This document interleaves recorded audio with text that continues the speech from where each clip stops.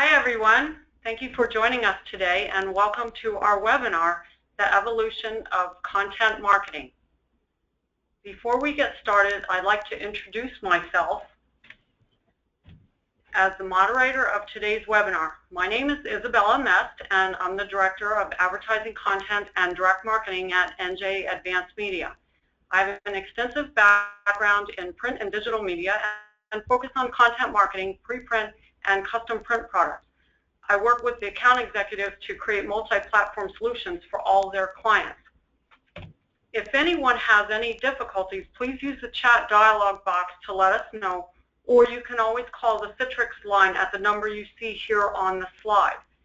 If you have any questions during the presentation, we encourage you to ask in the question box, and we'll try to answer as many as we can at the end of the webinar. Finally, today's webinar is being recorded and everyone will receive a link to the recording and a copy of the slide deck in 1 or 2 days. Now let's meet our speaker, Randy Unger. With a diverse media background working on both the print and digital side, Randy spent the early part of her career at Condé Nast. She got exclusively into digital in 2007, working with large national accounts on the display side of the business. Randy came to Advance in 2013 and is currently NJ Advanced Media's Director of Digital Development, playing a large role in laying out the digital strategy for the company and is responsible for many of our larger partnerships. She focuses primarily on content marketing, audience targeting, and programmatic buying. I'll now hand it over to Randy Unger to begin the presentation. Hello, everyone. So before I get into everything, I just wanted to lay out an agenda of everything that we're going to cover. So we want to talk about a few things. First, the evolution of communication and content. So really, the content marketing landscape, where we've been versus where we are now, understanding people's content consumption habits. Then we're going to focus a little bit on strategy, some of the key findings that support why companies even need a strategy. Then we'll talk about helping define your goals, dedicating the proper people to help you do it, and of course leveraging the right tools and partnerships. And then hopefully after that you will have a good understanding of how content can actually become an overall marketing strategy for a lot of companies. So before we get started, I think we should start by answering the question, what is content marketing? The Content Marketing Institute defines it itself as really a technique of creating and distribute what I think is important here is relevant and valuable content to attract, acquire, and engage a clearly defined audience and an understood target audience. And another important part here is with the objective of driving profitable customer action. So how is this actually helping your business? We always want to keep that in mind. There are 2 types of content marketing solutions. There's native advertising and there's branded content.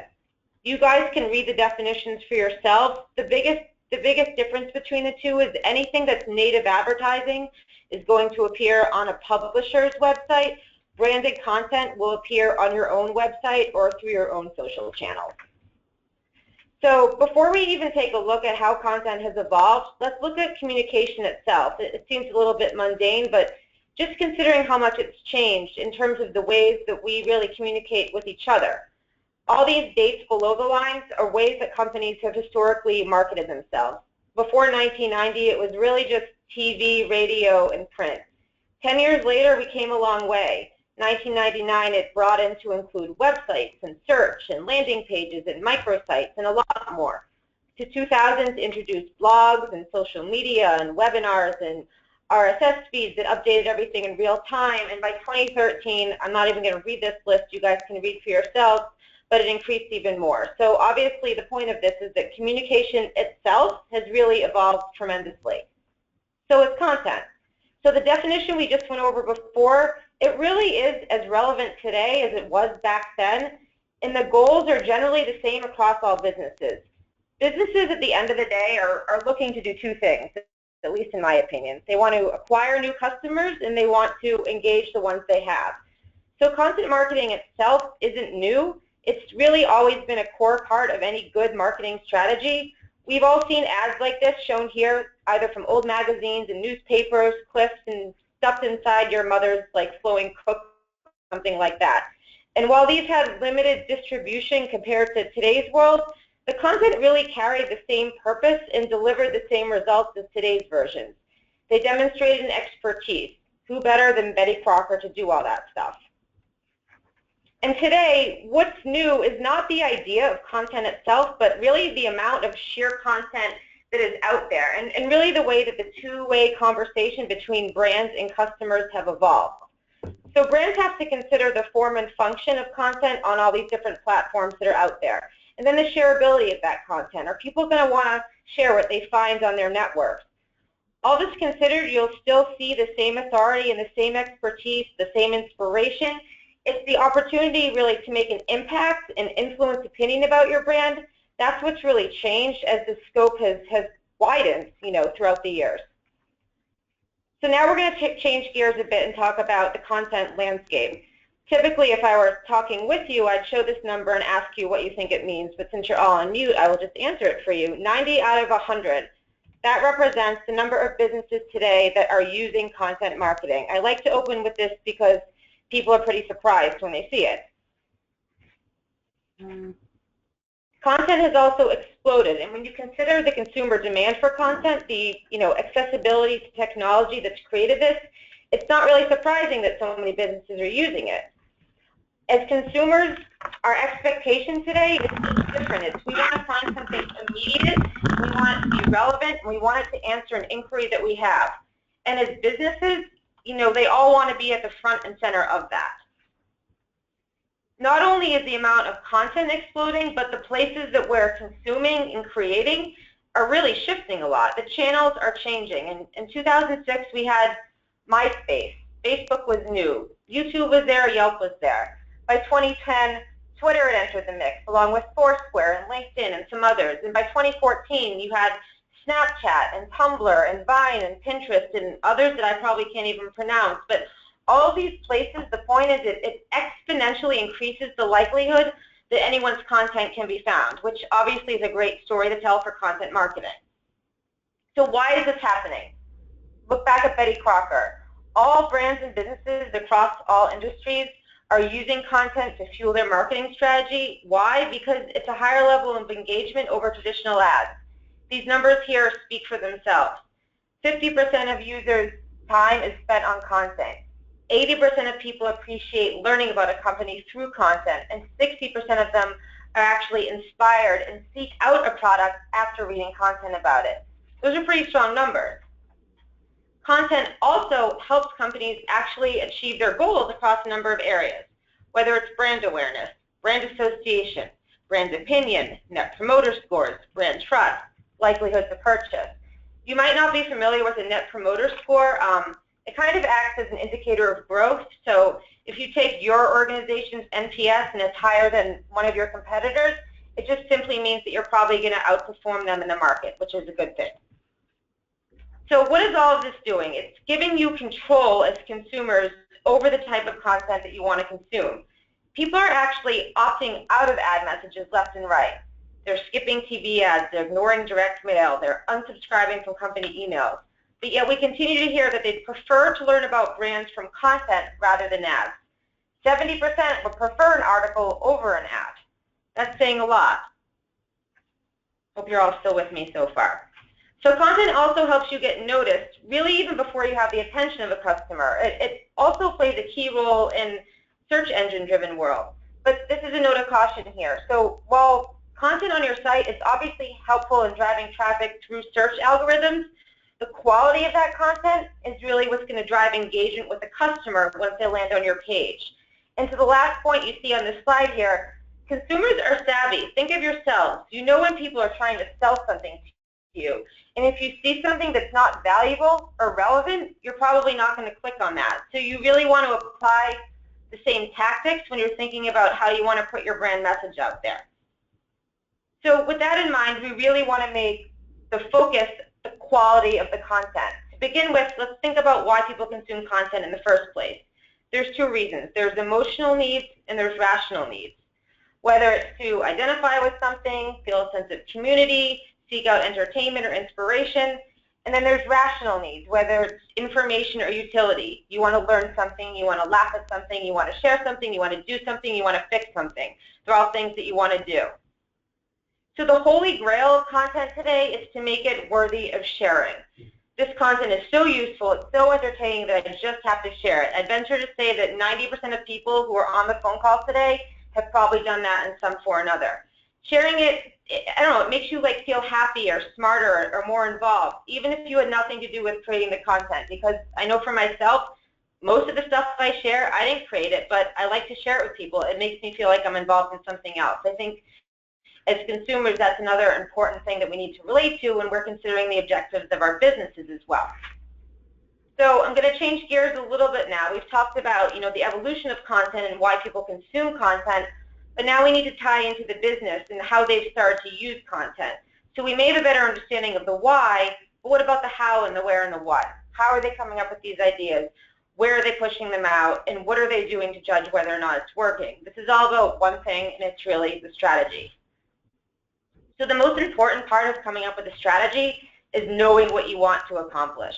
This chart looks at different organizational goals for content marketing.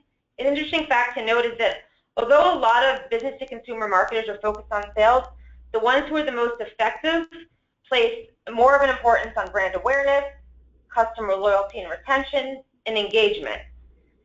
Another thing worth noting, and I'm kind of going to take a step back, is that we're in like a unique position in the marketplace right now. So content marketing is still this new and shiny enough object where people know that they want to do it, but they don't know exactly how, so they don't have a lot of metrics behind it. That's not a bad thing. That's part of what we're going to talk about. But as such, depending on what you want to accomplish through your content, the amount of time it will take for you to actually start seeing results is going to vary, especially as it relates to sales. So if you take something like engagement, you're going to start to see engagement as soon as you have regular content.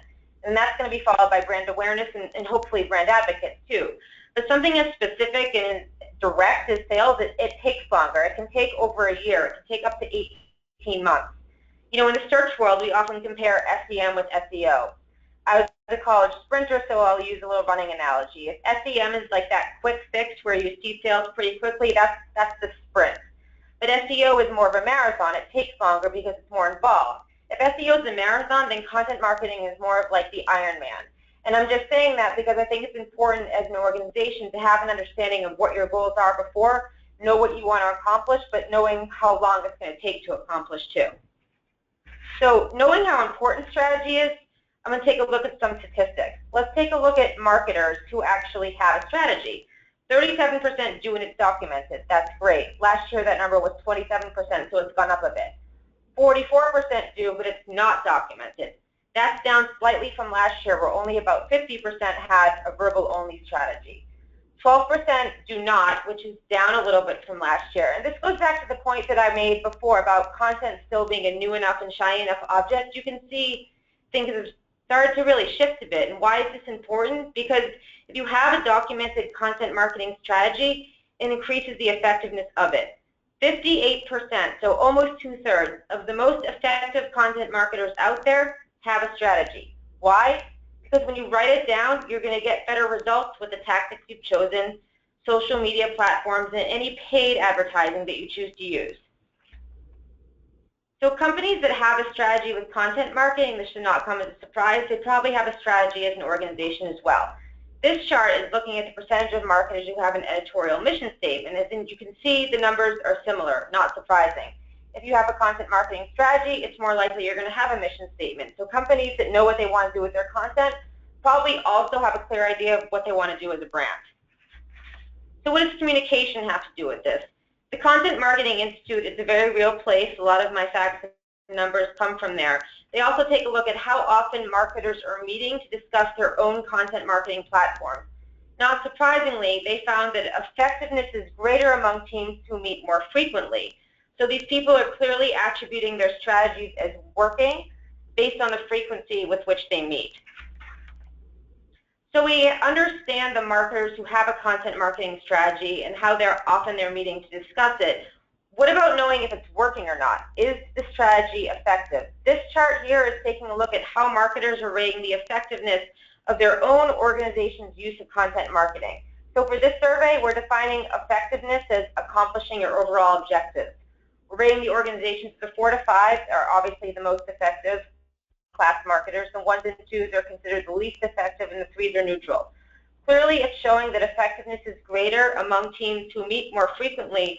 But what this also tells me is that there's a lot of room for improvement. If you don't have a strategy, or if you don't know if it's working yet, you're not alone. A lot of teams who already know what they're trying to do still don't know if it's working for them. So there's a lot of time to figure things out. Going to change gears a little bit again now. We've talked about the importance of having a strategy, but now we're going to focus on how we're really able to help you guys find one as brands. So there's 3 steps that you want to consider if you're considering creating a strategy, getting it done well. The first is obviously defining your goals. You need to have an understanding of who you are as a brand, what you want to say, what's the impact that you want to have on the people that you're speaking with. There's 5 rules that we've mapped out when you're considering what your objectives are. So the first is, what are you allowed to talk about as a brand? What permission do you have? If this was a hospital and they were talking about extreme sports, it wouldn't make a lot of sense. But for Mountain Dew, it's really right on target. They're targeting millennials, extreme sports. It makes sense there. Who are you speaking to? You have to know your customer. The content and the tone of your content would be really different if you were speaking to this, I don't know, 15-year-old girl compared to this guy. He's looking for something different. And a lot of what this is doing is tying in social and the different channels that people are consuming content. So knowing your customer means having an understanding of the different social channels they use, understanding their content consumption habits on those channels, and really, as a brand, knowing how to tailor your message accordingly. The third thing is know your competition. Do you know who they are? Has it broadened to include new players? You bet it has with e-commerce these days. What is your competition saying? What points do you need to combat, and where do you need to do to raise your profile? Does your competition have leverage over you? Do you have leverage over your competition? You always want to be aware of these things. Know your problem. Every company has a problem, or you wouldn't be in business. It's not possible to not have a problem. We wish it were. So what is the problem that you're trying to solve for? Are customers, are they unaware of your brand or your product or your category as a whole? Do they not know how to use what you sell? Are you undifferentiated in the marketplace? Know what that is. And then, of course, know what success looks like. How are you going to measure results? What is your brand trying to get out of doing this? Who's going to monitor and measure the effects and then make adjustments as needed? This, rule number 5, is where most companies fail. Most know what their brands are, a lot know what their competition, and most have no problem sharing their problems. But when it comes to success and really outlining what that looks like, it can be a little bit more challenging. So speaking of success, the clarity of success, I like this chart because it takes a look at companies whose organizations have clarity on that. I just think it's important to share with you guys here. So only 43% of the people that are doing content marketing do. 31% don't, and 27% aren't sure. This just shows, again, like I said before, there's a lot of room to grow here. So after we've identified our goals, we want to take a look and be able to identify the internal manpower and resources that we have at our fingertips. So this is supposed to be the brain of people who are able to create compelling content. The idea here is that we look for people who are kind of like hybrids. They understand the brands, they respect the data, and they know the audience the brand is trying to reach. But the secret sauce is that they're able to apply this journalistic filter and artistry to the whole thing. So they're journalists that understand how to craft a story and how to tell it well, and they're artists who produce work that people are interested in and want to share. It is not always an easy thing to do and to be able to find people to do. So the third thing you want to do, finally, is consider the different types of content you're able to produce internally versus what you might need help on. So if resources aren't available to you, and trust me, they're not for a lot of companies, you're going to want to consider a content development and distribution partner. And when you're looking at these partnerships, keep a few things in mind. You know, do they understand what good content is? Do they have people who understand the journalistic filter? Is an association with this person or this company going to provide a halo of trust around your brand? So this chart here is comparing the effectiveness and the level of effort required for multiple types of content. And it's good to consider how much work you're willing to do to put forth compared to how well this content is going to perform for you. So the areas where that green bar is longer than the red are probably areas that you want to consider first. Photos and illustrations, e-newsletters, infographics, etc. So after you've carefully defined your goals, you've figured out who is going to do all the work, and you've strategized about the type of tactics you want to use, you can see that rather than content being part of the overall marketing plan, it's actually the thread that ties all of your tactics together. So making sure that the content that powers your plan is quality content and adds value to your customers, that's where the strategy part is formed. Taking the next step and ensuring that your content is seen and shared and working for your business, that's kind of where the magic happens, and that can be harder.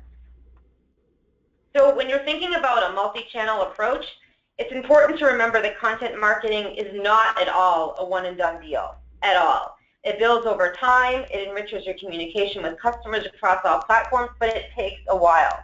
And as such, your different pieces of content will resonate with individuals based on where they are in their decision-making process. Deciding on what tactics you want to use, that requires an understanding of your audience and your message. What actions are you trying to drive? Is it visits? Is it lead form submissions? Plus, what tools and resources do you have at your disposal? You need to consider these things before you start talking about social media. But putting social media to work is important. What channels work for what message? Consider how you yourself use different social media channels. When you click on promoted pieces or take action on an email offer, what are your own habits? So something like, let's think of an example, National Geographic. That does really well on Instagram because it's so photocentric. But it's probably not the best channel for like a plumbing and a heating business. But you know what would be for them? YouTube, how-to video, or maybe Twitter for a seasonal message. Once you set up your company's own accounts on your own various pages, you want to take a few weeks and don't do anything, but just really observe how people interact on those networks. You're going to get a much better sense of how the platform itself works, which posts garner more attention, which ones fall flat, and then you can start posting yourself. So just kind of a few tips I've outlined for making the most of your social media presence, because it's hard and there's so many channels out there. So the first one is look for opportunities to start a conversation. If you run a restaurant, you might use Twitter to advertise daily specials. If you're a florist, you can showcase best arrangements on Instagram. If you're an owner of a running store, you might want to use Facebook and ask people about their favorite running routes or invite them to post pictures from local races. Find ways to start a conversation. Second, find ways to encourage interaction. So asking questions or hosting contests is a great way to create a dialogue with a potential or a current customer.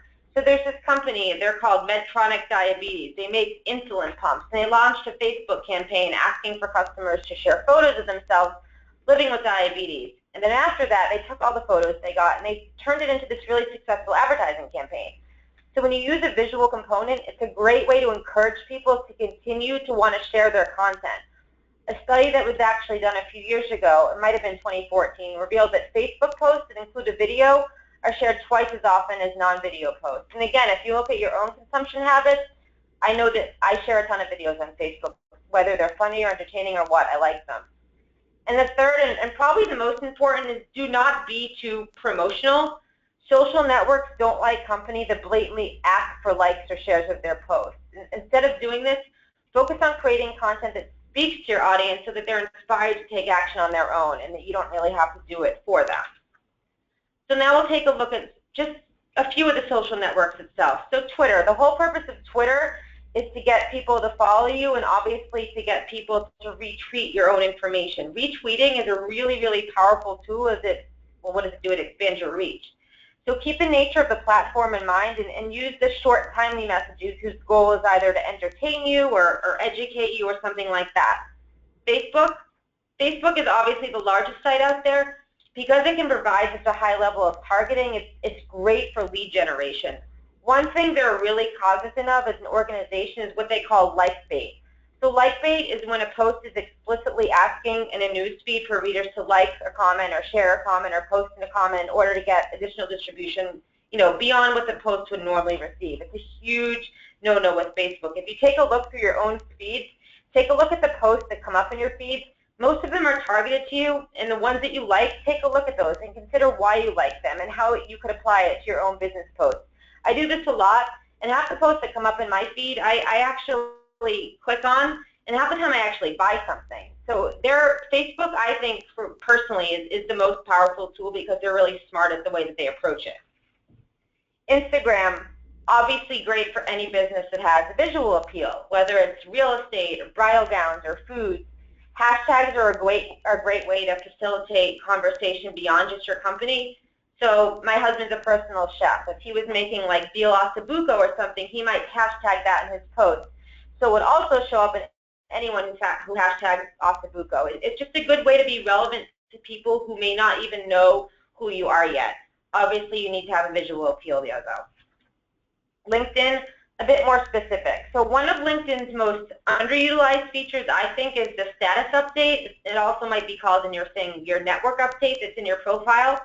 One of the best ways to stay in front of your audience on a consistent basis is to use this. And when you use it correctly, the little messages, they have a lot of power to them. It's great for B2B marketing, but it's also a great, really targeted way to keep your company top of mind, present yourself as a thought leader with any news you have as a company and you want to share that. So if you maintain consistent presence over LinkedIn over time, it's going to make your audience base more receptive to any offers that you might want to extend to them down the road. Something else to keep in mind. So distributing it through paid, trusted channels. This is where publishers come in. As I mentioned at the beginning, native advertising is what you see on someone's publisher's website. This is actually an example of something we did for a hospital on NJ.com. You can see there's a little gray box above the headline that says, well, you probably can't see it, but it says sponsor content. This is now a law. So the FTC recently passed a law that explicitly states not only that all articles coming from those who are paying for them must be labeled, but they have to be labeled in a certain way. So if you're partnering with someone and you don't want it to be labeled, you're probably going to get some pushback. So trusted paid channels, they're an effective way to get your message out there. Obviously, I work for a publisher, so I'm a little bit biased, but I can tell from experience, if you're looking to drive traffic to a blog you already have, and really just use the publisher as kind of a distribution vehicle, or if it's coming up with the content from scratch in a way that makes sense for the publisher partner or whoever you're working with. Any native content should really serve to do a few things. It should elevate your brand, it should engage a select audience, it should improve brand loyalty, and ultimately it should be helping you drive sales. So we're at the end. I feel like I spoke pretty fast, but everyone likes to get some time back, and I want to be able to answer some questions. Hopefully you have a little more education now than you did, 30 minutes ago. Content marketing really, it can be such a powerful tool, but the biggest thing here is that it must be used strategically. I thought I would close with some do's and don'ts because everybody likes to read those. So things that you're doing when you're coming up with content. Produce original content that should do two things. It should inform and it should entertain. Highlight your expertise in your industry. Use a variety of different channels, all the ones that we've discussed here. Start small and find help doing it. Do not try to do it all on your own. Monitor what's working. Again, part of the goals. Do not assume that traditional marketing strategies are enough. They're definitely not. Do not think content marketing is only for bigger companies. I know plenty of small companies that are doing a great job of it. Don't forget who your audience is. Again, back to your goals. Don't bury content on the rest of your website, and don't say things that you're going to regret on social media because people are going to be able to find it. So now I'm going to turn it back to Isabella, the moderator, in case there's any questions that people have come up with. Thank you, Randy. That was great. We have a couple of questions. One of them that came in from one of our readers who said, you say to be clear on the problem. What if there are multiple problems? How do we prioritize? So I think the biggest thing there, and that's a good question, you need to go back to the goals. Again, thinking about who is your company, what are they trying to say, who is your competition, who is your audience, know what your problem is, and know what you're trying to solve for, understanding what success looks like. I think you need to keep those things in mind when you're doing that, but prioritization can definitely be tough. I've worked with a ton of companies who say, this is great, but we don't even have a strategy yet. Where do we get started? I think if you start with those 5 rules for coming up with your goals, and you spend some time and you outline those the rest is going to come from there. But if you don't know what your goals are, I think it's going to be tough to go anywhere from there afterwards. Great, thank you. We have a next question here. How do you measure success of content aside from the likes and shares? Sure, so social is one component of it, but it's not the whole thing. And the way that we as an organization measure success is very different than the way that you as a company are going to measure success. I think that goes back to that chart I showed in the beginning about what are the goals of your organization. So Know if you're trying to generate sales. Are you trying to get engagement? Are you trying to facilitate brand awareness? Are you trying to get people to download a submission form? There's very specific things as a company that are pretty actionable on your end to measure. Know what those things are first. And different goals are going to have different parts. There's other information out there, and if you have more questions specifically about the metrics, email me directly. There's a lot of information I've looked at exclusively lately that measures both B2B and B2C, how they're specifically measuring it in different sectors, whether it's lead gen or sales or brand awareness or engagement or whatever. All right, and we have another question that came in. We have a bunch of questions, and if we don't get to them all today, what we will do when we send the link out and the presentation, we'll make sure to answer the rest of the questions if we just don't happen to get to them today. But then one of the next questions is, most of the data you provided is from 2014. How much has it changed? So the stuff that you see that says 2014, if there's updated information, it hasn't changed much. Some of it there isn't. A lot of the data I also provided is from the Content Marketing Institute, and I tried to get stuff from either early this year or late last year. If it says 2014 there, it's just because the data hasn't changed statistically enough for me to put something new in there. It's pretty much the same across the board. Okay, and I think, and one other question that I found here is content marketing attainable for small and medium-sized businesses? I know in the presentation we saw where you had great examples for the large businesses, but what about a small or medium-sized business? Yeah, 100%. I mean, again, it's all about differentiating yourself in the marketplace, and when you think about that, it doesn't really matter what your size is. At the end of the day, to me, at least, it's about who your competition is.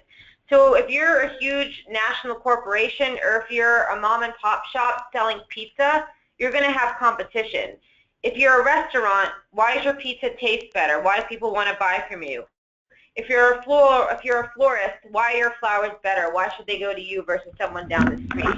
To me, it's all about the competition. It doesn't really matter what the size of your company is, except when you're figuring out who's going to actually do it and who's going to be powering that content. But when you're really just thinking about as a strategy, as an organization, I think it's important to focus on the competition and how you can differentiate yourself and why people are going to want to listen to you versus somebody else, and hopefully, buy from you over somebody else. Thank you. Great. Are certain demographic segments like age, gender, etc., more receptive to content marketing than others? They are if you're looking at the social channels. So that was why I kind of closed with a lot of those social channels, and that's really part of knowing who your customer is. So if you're a teenage girl, you're probably going to be on some of those channels that I don't even know. That's Snapchat or Vine or Tumblr or maybe Pinterest. If you're a business that's focused on getting other businesses, LinkedIn is good. As a whole, I haven't seen any information that shows, regardless of the social channel, that certain demographics are more prone to like this type of content. I think that the key is what type of content is it, and is it engaging? The New York Times did a study. This is a little bit older. This was in 2014, so back when content marketing was just coming out there. But that showed, and this might answer your question, that people do not care if something is sponsored content or what. They care if it's relevant and valuable to them, which is a great way to tie back into why we're here in the first place, because that's what content marketing is. It's relevant and valuable information. So as long as brands, you're thinking of ways to keep the information that you have relevant and valuable to the people that you want reading it, then I don't think there's an age or a gender or household income or really any demographic that's associated with that. Thank you, Randy. One more question that we have is, if we have limited resources, what suggestions do you have for prioritizing how to get started? Which platforms should you focus on first? So before you even focus on a platform, I would focus on your strategy, because it does no good to come up with content and push it out there if you don't know what you want your content to do. And I might sound a little bit like a broken record, but I do think the strategy part's important. I would also say there that most companies, even if they do have resources, they don't even know how to use them. But for the ones that don't, that's where I feel like, having a partner in this, someone that either comes up with content for a living, or if maybe they're a news organization so they're used to content, someone that you can trust that knows how to do this, partner with them. If you're a smaller niche brand, maybe you want to partner with like a niche website or someone niche that also does what you want to do so that they can be a good distribution vehicle for you. But consider the audience that you want to push the content out to, and then consider anyone in the industry that could potentially be a resource to help you do that. I think that's the first place to start. And then you obviously want to look at the strategy and what you're trying to accomplish before you even consider Facebook. Facebook, LinkedIn, Twitter, all these social channels are great, but if you don't know what to do on them, it's not going to do you a bit of good. So start first with the strategy and the distribution partners, and then figure the social out from there. Thank you. These are some great questions that we're getting in, and here's another one. How is the content marketing process different for a public education effort? That's a good question. You know, I think any public company needs to be extra cognizant of their perception and of what people are saying about them. But I think at the end of the day, it's still about your strategy. So, you know, we work with a lot of colleges and universities now, and it's a little bit easier in some way because there's a defined set of people that they're going after, whether it's undergraduates or postgrads or continuing education.